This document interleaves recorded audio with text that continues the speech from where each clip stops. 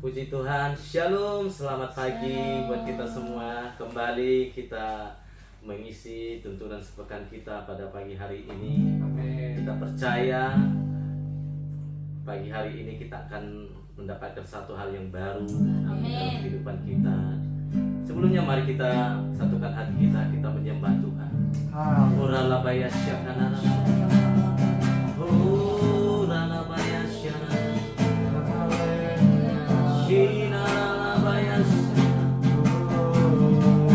Haleluya, terima kasih Tuhan, kami sungguh bersyukur, kami berterima kasih sayang-Mu, baik dan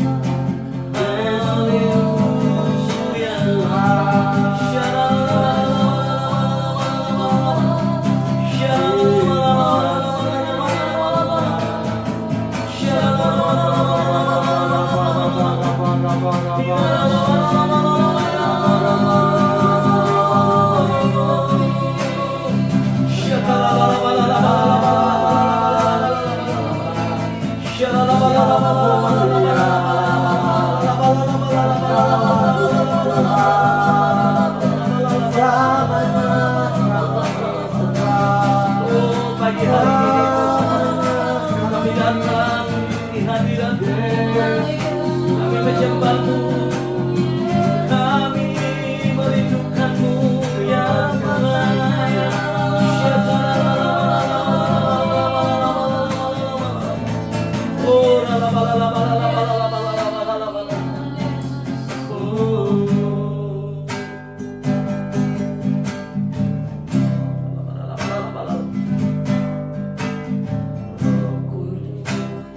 Hadir di sini, Roh Kudus, Ku mengasihi-Mu.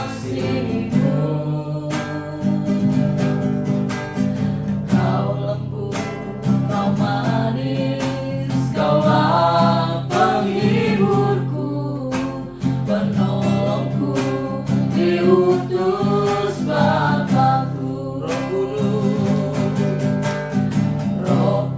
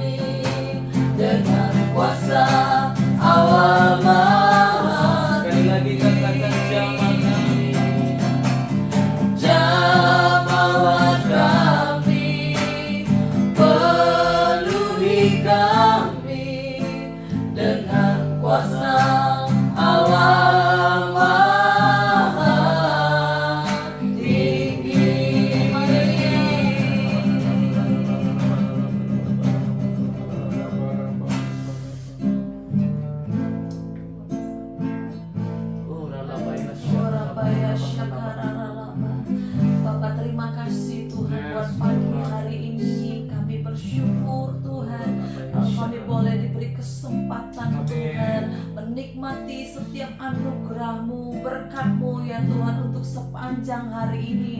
Terima kasih Tuhan, terima kasih pagi ini Tuhan.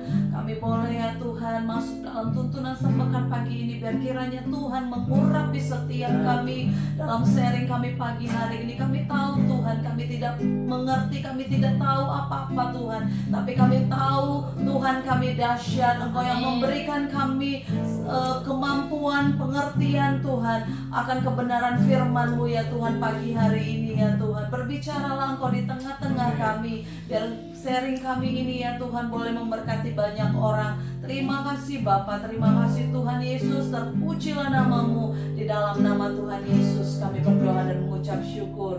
Haleluya. Amin. Shalom. Shalom.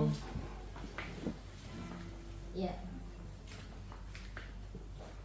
Pada pagi hari ini kita akan membawakan remanya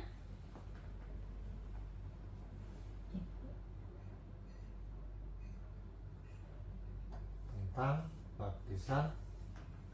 bahasa roh adalah tanda awal dan baptisan Roh Kudus. Amin. Amin.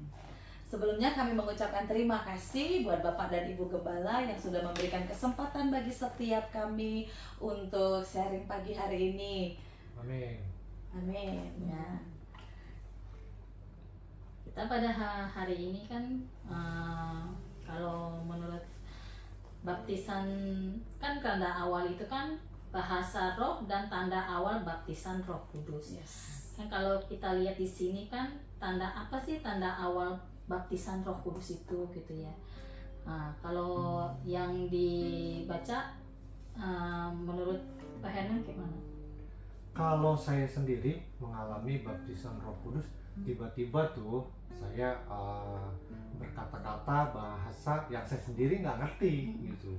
Tapi dari saya berkata-kata bahasa lidah seperti itu malah membangun iman saya loh. Yes. Jadi iman saya tuh jadi semakin bertumbuh lagi Iya. gitu.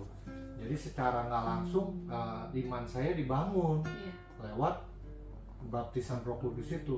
Dan waktu itu saya agak bingung juga tuh. Jadi apa nih, kenapa gitu ya? Tiba-tiba berbahasa roh gitu kan. Kata-katanya sendiri kadang-kadang saya nggak ngerti gitu. Jadi secara nggak langsung itu iman saya semakin bertumbuh lewat baptisan Roh Kudus itu gitu. Jadi sungguh-sungguh dikuatkanlah ketika kita sudah di jamah Tuhan ya kan, dibaptis air. Nah itu selanjutnya kan baptisan Roh Kudus itu yang saya alami gitu, bagaimana penyertaan Tuhan lewat baptisan Roh Kudus itu. Dan itu kan tanda awal ya orang percaya ya dibaptis Roh Kudus setelah dibaptis air gitu. Haleluya. Itu. Ya saya sedikit kita materi yang mau kita sharingkan pada pada pagi hari ini adalah bagaimana apa makna bahasa roh adalah tanda awal baptisan Roh Kudus. Kita tahu sebagai kita orang Kristen, iman Kristen, khususnya itu gereja-gereja karismatik atau Pentakosta, ini baptisan Roh Kudus adalah satu hal yang krusial, sangat penting bagi setiap kita. Bukan berarti yang di luar daripada Pentakosta atau karismatik itu tidak penting, tapi yang kita tahu ya, biasanya gereja-gereja karismatik atau Pentakosta ini sangat-sangat ya ditonjolkan yang namanya baptisan bahasa roh ini. Kita tahu bahwa baptisan Roh Kudus adalah dasar kita sebagai orang percaya menerima bahasa roh. Ya. Melalui baptisan Roh Kudus kita bagaimana tanda awal kita berbahasa roh, bahasa yang baru yang tidak kita pernah pahami sebelumnya, seperti itu. Karena ya bahasa roh ini adalah datangnya dari Roh Kudus sendiri, Tuhan sendiri. Itu bukan dibuat-buat. Jadi kalau ada orang bahasa roh itu diajarin seperti itu, ya enggak ada yang diajarin.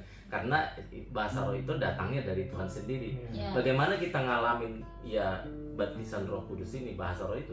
Ya, seberapa dalam kerinduan kita untuk mengalami bahasa roh ini melalui baptisan Roh Kudus itu. Jadi mustahil kalau kita tidak memiliki satu kerinduan untuk dipenuhi dengan Roh Kudus, ya mustahil namanya kita akan mengalami bahasa roh ini tadi. Nah, bagaimana kita tahu bahasa roh ini penting bagi kita gereja Tuhan, apalagi saat ini, karena kita tahu ya bahasa roh itu adalah membantu kita untuk kita boleh memahami apa yang menjadi kehendak Tuhan, Membangun iman. membangun diri kita sendiri. Nah, seperti itu. Ada hal-hal yang tidak bisa kita katakan, tapi melalui Roh Kudus itu, yaitu bahasa roh atau bahasa lidah, itu membantu kita untuk berdoa seperti itu. Jadi ya kenapa bahasa orang gereja-gereja karismatik atau Pentakosta sangat dominan di dalam satu materi ini, karena memang itu sangat dibutuhkan ya, karena bukan kuat gagah kita, tapi karena hanya kuasa Roh Kudus lah yang memampukan kita untuk melangkah berjalan di dalam kehendak dan rencana Tuhan. Itu kita boleh lihat di Kisah Para Rasul 2 bagaimana murid-murid ya dipenuhi Roh Kudus, lalu berkata-kata mereka dalam bahasa-bahasa yang lain yang tidak dimengerti orang-orang gitu. Jadi ya bahasa roh itu seperti banyak kita dengar gitu, itu seperti yang hambanya bilang itu membangun diri kita. Membangun diri kita. Jadi waktu kita berbahasa roh itu ya ada hal-hal secara akal budi kita nggak bisa memperkatakannya, tapi melalui bahasa roh kita ya bisa seperti itu untuk membangun pribadi kita seperti itu. Mungkin itu yang dari saya. Ya, Jadi kita lebih peka lah secara rohani jadinya ya, lewat kita berbahasa Roh Kudus, karena kan nanti yang kita alirkan buah-buah roh itu sendiri ya. Gitu.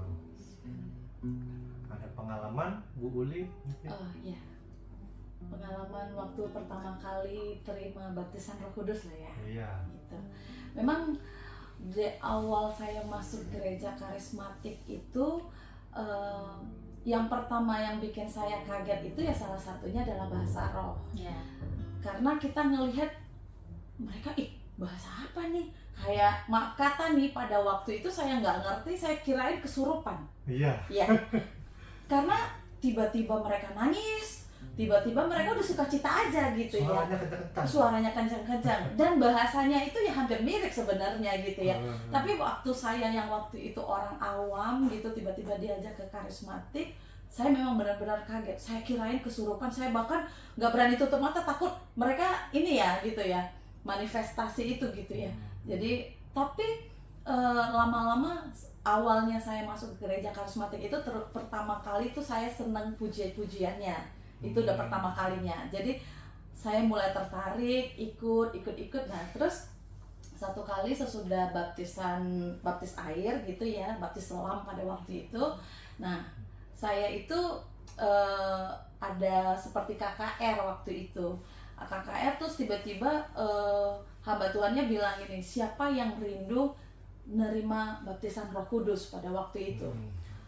Saya tuh punya kerinduan gitu. Waktu itu saya maju aja gitu. Tapi pada waktu saya maju itu nggak serta-merta saya langsung dibaptis Roh Kudus, enggak gitu. Saya maju, terus saya yakin saya rindu terima baptisan Roh Kudus. Tapi kayaknya mulut saya tuh kok nggak bisa ngomong gitu ya. Tapi saya berusaha tuh ya udah diam aja gitu. Terus waktu pendetanya tumbangin tangan terus dia bilang kayak gitu, tiba-tiba mulut saya tuh bergetar sendiri dan saya tuh nggak bisa memberhentikannya. Tapi saya berusaha untuk nahan gitu karena saya malu gitu awalnya gitu kan. Tapi dia bergetar gitu terus tiba-tiba terus pendetanya bilang, ucapkan aja gitu, jangan tahan-tahan. Nah gitu ya dia ngomong. Ya udah, dan dengan sendirinya. Tapi ya itu bahasa roh itu juga kita perlu latih gitu ya. Jadi di dalam persekutuan kita gitu, kita tetap harus menghidupinya gitu dalam bahasa roh itu gitu.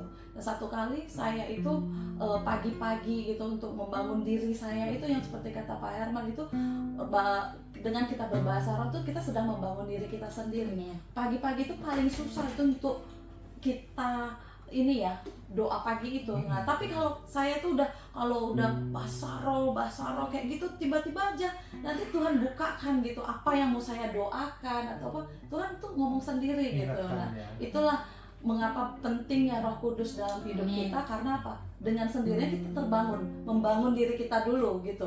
Kalau kita udah membangun diri kita, bahkan baru kita bisa membangun jemaat seperti itu. Amin. Kalau saya juga pribadi ya, kalau saya berbahasa itu menolong diri kita Iya. juga.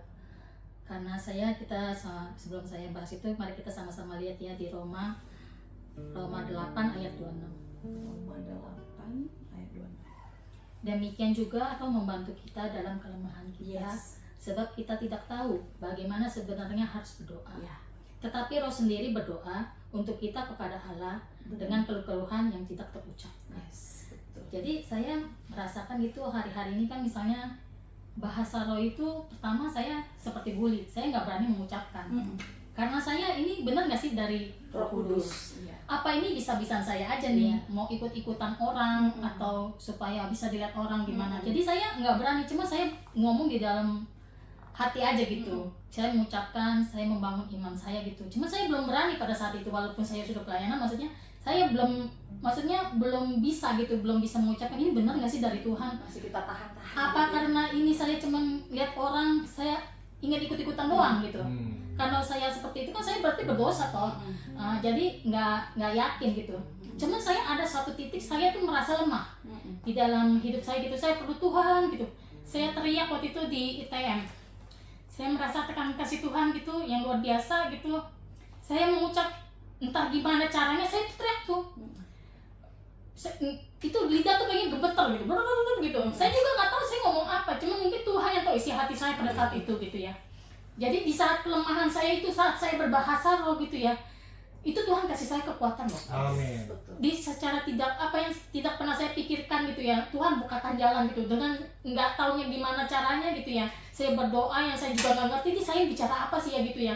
Cuman sesudahnya saya berdoa tuh saya merasa lega loh hati saya. Amin. Tuhan tuh Roh Kudus tuh jamah saya, Tuhan tuh kayaknya ngerti tuh apa yang ada di dalam hati saya. Saya tuh tipe orang tuh yang nggak bisa terlalu banyak cerita gitu. Misalnya ada kalanya tuh saya pendem gitu. Misalnya saya udah loyo gitu, ada Tuhan gimana ya gitu. Ada saya waktu pujian, penyembahan gitu, saya mengalami kasih Tuhan gitu. Saya berdoa, saya penyembahan, tiba-tiba saya diem aja tuh, masih diem.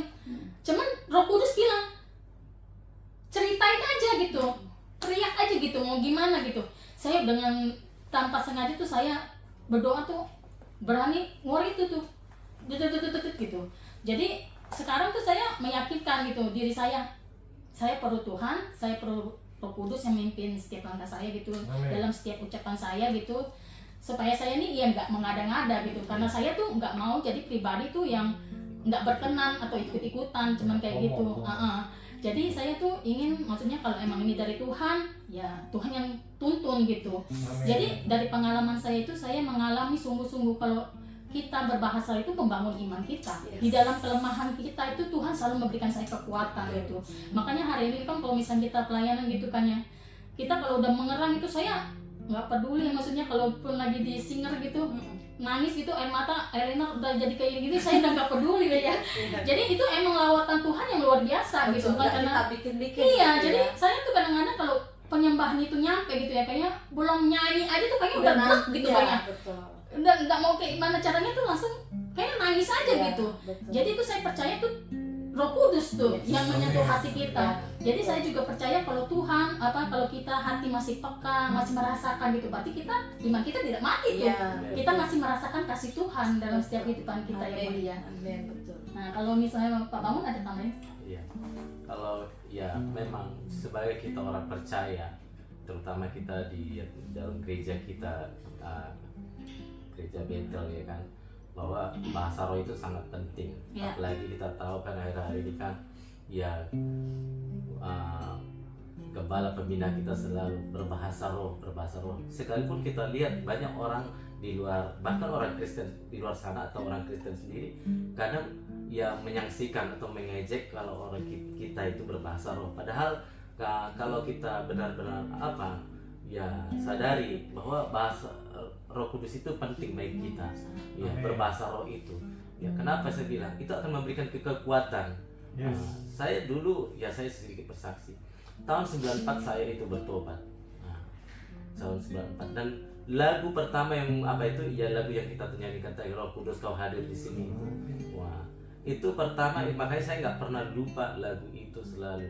Yang pengalaman pribadi saya waktu terima Roh Kudus itu, ya memang ya waktu saya bertobat itu tidak langsung saya dapat gitu, tapi ada satu titik saya memiliki satu kerinduan, kenapa orang lain bisa Tuhan, saya tidak, itu. Tapi itu memang benar, kalau kita memiliki satu kerinduan untuk terima Roh Kudus Tuhan itu pasti memenuhi kita. Nah, seberapa dalam kita kerinduan kita untuk haus kita untuk dipenuhi Roh Kudus itu tergantung kita sendiri. Iya. Nah, yang kedua, kita selalu bertobat. Karena apa?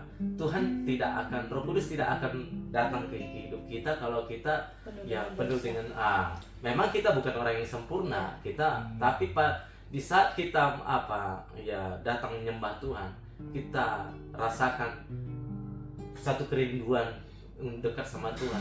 Tuhan itu Tuhan yang dekat kok. Amin. Dalam hidup kita. Yes. Makanya itu waktu saya terima Roh Kudus itu, di situ perubahan yang signifikan terjadi dalam hidup saya. Yang dulu saya merokok nggak merokok, yang dulu saya boleh dibilang egois, lambat laun ya karena memang Roh Kudus itu yang terus menuntun kita, menyatakan kesalahan kita. Waktu kita melakukan salah atau dosa, Roh Kudus selalu mengingatkan kita. Makanya itu kita harus terus Roh Kudus itu terus ada dalam kita. Oleh karena itu intinya bukan karena kita harus berbahasa roh, tapi lebih kepada buah-buah roh itu sendiri, yaitu kasih kita kepada Tuhan, sukacita itu yang lebih penting. Kalaupun kita secara lahir fisik kita bisa berbahasa roh, tapi kasih kita tidak ada, ya sama aja, tidak bermanfaat kan. Tapi yang lebih penting, bahasa roh sangat penting, tapi alangkah lebih penting buah pertobatan dari kehidupan kita. Yang Roh Kudus yaitu kita memiliki kasih itu tadi. Buah-buah roh tadi itu harus menjadi bagian kita dalam kehidupan sebagai orang percaya. Kalau itu kita penuhi di dalam kehidupan kita, ya saya percaya kita akan terus orang-orang hamba-hamba yang berkenan di hati Allah. Jadi kenapa perlunya kita mengalami baptisan Roh Kudus, dan tanda awalnya itu kita berbahasa roh, itu akan menguatkan kita. Seperti dibilangkan kan tadi kita dari awal, itu akan mengapakan pribadi kita, membangun diri kita sendiri. Jadi saya juga kalau doa, kadang ada hal-hal yang nggak kita bisa ucapkan. Di saat kita berbahasa roh itu, Tuhan akan berikan pengertian atau dari mulut kita apa yang harus kita doakan di situ. Jadi karena cara pikiran kita, akal budi kita terbatas, tapi roh itu yang terus menerobos dalam kehidupan kita, sehingga apa yang kita ucapkan itu berkuasa. Itulah kalau kita dipenuhi dengan Roh Kudus. Saya percaya kalau ini menjadi kerinduan kita sebagai anak-anak Tuhan yang dikasih Tuhan. Maka kita terus merindukan namanya Roh Kudus. Bagaimana tanda awal kita berbahasa roh. Jadi nggak usah kita jaim, nggak usah kita alergi kalau orang dibilang bahasa roh kayak gitu, nggak usah dipusingkan, karena kita yang tahu yang udah mengalami. Kalau orang kan belum mengalami pasti selalu mengatakan seperti itu, tapi karena kita mengalami begitu indahnya kalau kita bisa berbahasa roh. Itu kalau dari saya. Haleluya. Jadi kalau misal kita udah punya roh kan kita harus memeliharanya jangan sampai itu lenyap dari hidup kita gitu. Jadi untuk penutupnya, mari kita sama-sama baca Efesus 5 ayat 18. Efesus 5 ayat 18. Mari. Sudah? Sudah. Mari kita sama-sama baca. Dan janganlah kamu mabuk oleh anggur, karena anggur menimbulkan hawa nafsu, tetapi hendaklah kamu penuh dengan roh. Amin.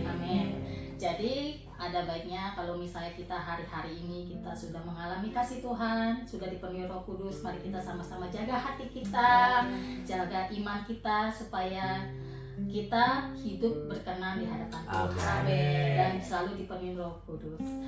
Tuhan Yesus memberkati kita semua. Mari kita sama-sama berdoa. Haleluya. Yuk kita satu dalam doa. Terima kasih Tuhan, Kau baik bagi kami di pagi hari ini, menikmati kasih kemurahan-Mu di sepanjang hari yang boleh kami lalui Tuhan. Biar lewat Tuhan penantian kami terus di dalam Tuhan, Roh Kudus-Mu yang terus bekerja atas kami Amin. Tuhan, memimpin kami bahkan membangun iman kami. Amin. Biar kami tetap berharap kepada Engkau Tuhan. Melewati hari lepas hari, kami tetap bersandar Engkau ya Bapa. Amin. Terima kasih Tuhan untuk teguran, untuk hal-hal yang baik yang Tuhan curahkan dalam kehidupan kami. Biar kami tetap meyakini dan percaya Roh Kudus memimpin kami untuk lebih lagi Tuhan, lebih lagi Tuhan sempurna di dalam Engkau ya Bapa. Amin. Terima kasih Tuhan, terima kasih. Ini doa dan ucapan syukur kami pagi hari ini di dalam nama Tuhan Yesus Kristus. Haleluya. Amin. Shalom.